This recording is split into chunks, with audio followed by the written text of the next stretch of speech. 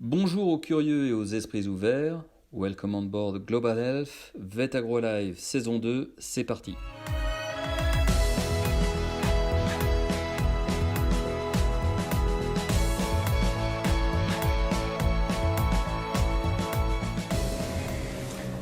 Bonjour à toutes et à tous et bienvenue pour ce nouvel épisode de Vet Agro Live, le podcast de Vet Agro Sup. Nous avons le plaisir aujourd'hui d'accueillir 4 personnes.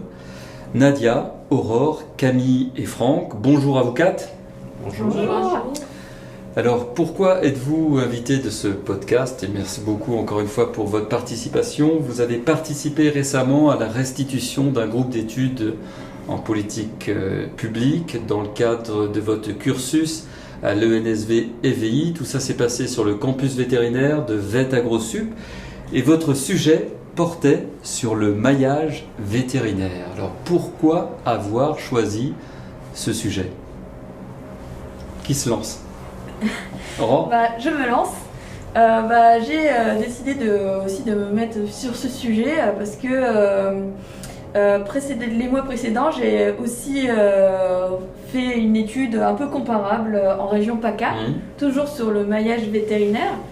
Et je trouvais ça intéressant de comparer deux départements avec peut-être des dynamiques peut-être pareilles. Et surtout dans un stade différent de désertification, entre guillemets. Oui, parce que quelqu'un veut compléter. D'abord, on parle du maillage vétérinaire en Isère. C'est une étude très très précise, très localisée. Quelqu'un veut compléter là, le pourquoi? Moi, je voulais dire un petit mot Nadia. aussi. Le maillage vétérinaire, Oui. ça nous parle à nous tous, on est vétérinaires. On a fait du terrain, Ouais. voilà, donc on voulait voir de plus près ce problème qui est vraiment centré sur l'Isère. Alors, vous m'avez tendu une belle perche, justement, maillage. Qu'est-ce que ça veut dire? Le maillage vétérinaire, pour les nuls, Alors, le de quoi maillage s'agit-il? vétérinaire, c'est un manque de vétérinaires là où il y a de l'élevage, voilà. C'est pour pouvoir, qu'il y ait de l'offre et de la demande, que tous les vétérinaires puissent trouver du travail et que tous les éleveurs puissent avoir recours à un vétérinaire, voilà, pour soigner. J'ai tout compris. Et alors, quels sont les principaux acteurs de ce maillage et peut-être les interlocuteurs que vous avez été amenés à rencontrer, certainement en distanciel malgré cette crise, non? Racontez-moi. Non, on a été sur le terrain. Waouh. Ouais. On a interviewé plein de vétérinaires, plein d'éleveurs. Alors, oui, qui sont déjà, on reprend, qui sont ces interlocuteurs, les acteurs sur le terrain? D'abord, les vétérinaires, donc, les praticiens sur le terrain. On a essayé de voir un assez large panel de vétérinaires, donc à la fois des vétérinaires où leur activité marchait bien, et des vétérinaires qui étaient un peu en difficulté, soit parce qu'ils n'avaient pas assez d'activité. Et c'est vous-même qui avez trouvé ces contacts, ou vous êtes passé par, je ne sais pas, l'ordre ou le syndicat régional, c'est ça? Dans un premier temps, on a eu des Franck. entretiens préliminaires avec notre commanditaire, donc le conseil départemental, avec les représentants aussi d'une association de vétérinaires ruraux qui s'est montée en Isère, donc qui s'appelle Veto 38, avec les représentants de l'État au niveau départemental, donc la DDPP 38. Oui. Direction départementale. Et Ouais. également avec le groupement de défense sanitaire de l'Isère, donc qui avait déjà monté un groupe de travail et qui avait déjà un petit peu avancé sur le sujet. Et ils avaient des solutions à proposer. Et justement, nous, notre travail, c'était un peu de vérifier si les leviers qu'ils avaient préidentifiés s'adaptaient correctement au territoire de l'Isère. On entend peut-être parfois parler de cette force de frappe, de ce maillage, mais souvent lors de crises sanitaires. Est-ce que vous pourriez un peu décrire le rôle de tous ces acteurs? Alors, je ne sais pas si c'est en prévention ou lorsqu'il y a le feu, pour éteindre l'incendie, mais en quoi consiste-t-il exactement? Mais le rôle Leur est quotidien, double, ouais. en fait, c'est-à-dire effectivement dans le cadre plutôt préventif, chaque éleveur doit nommer son vétérinaire sanitaire, donc il y a un vétérinaire libéral qui va venir au moins une fois par an voir ce qui se passe sur l'exploitation. Tout à fait.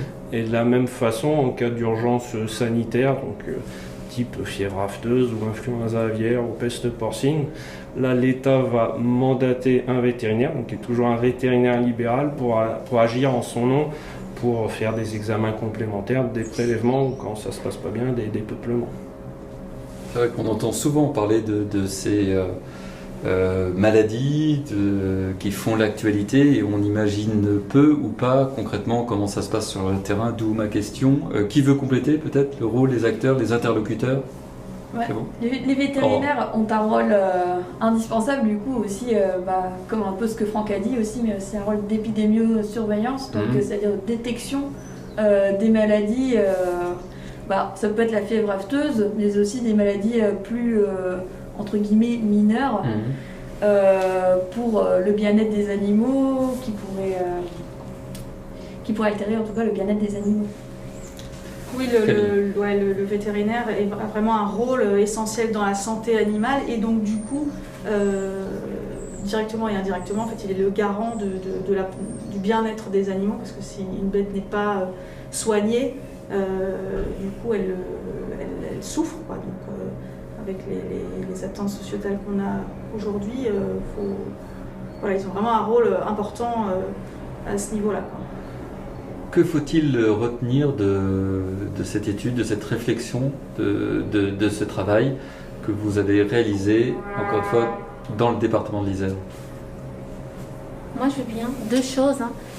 Absolument alerter sur ce sujet. Il faut absolument maintenir les quelques vétérinaires qui sont là sur leur poste, tout faire pour les maintenir et aussi faire un peu de publicité pour en attirer d'autres. Ouais.